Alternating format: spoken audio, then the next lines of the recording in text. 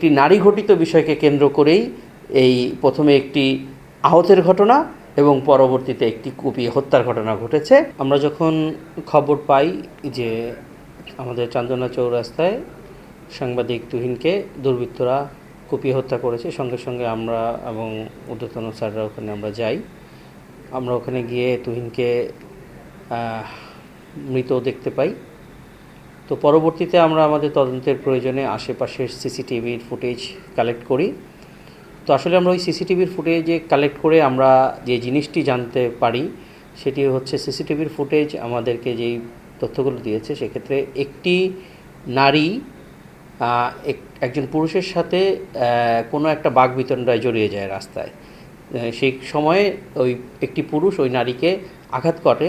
ওই আঘাতের সাথে সাথেই ওই নারীর পূর্ব থেকে পরিচিত 4-5 জন সশস্ত্র, দ্যাট মিন্স হাতে চাপাতি সহ এসে ওই পুরুষ ব্যক্তিটিকে উপর্যুপরি আঘাত করে। আঘাত করার এক পর্যায়ে ওই পুরুষটিকে আর সিনের ভিতরে পাওয়া যায় না।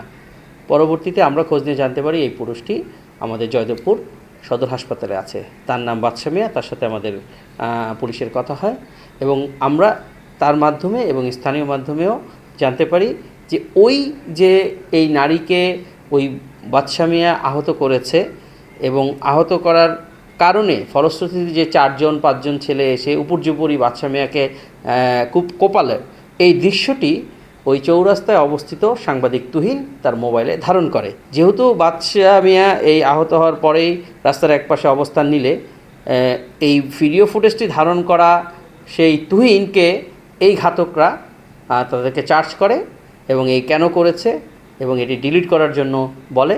এবং এরই এক পর্যায়ে যখন তুহিন ডিলিট করতে চায় না কিংবা ভিডিওর বিষয়টি অস্বীকার করতে চায়, তখনই তারা ওই অবস্থাতেই ক্ষিপ্ত হয়ে তাকে উপর্যুপরি আঘাত করে মেরে ফেলে।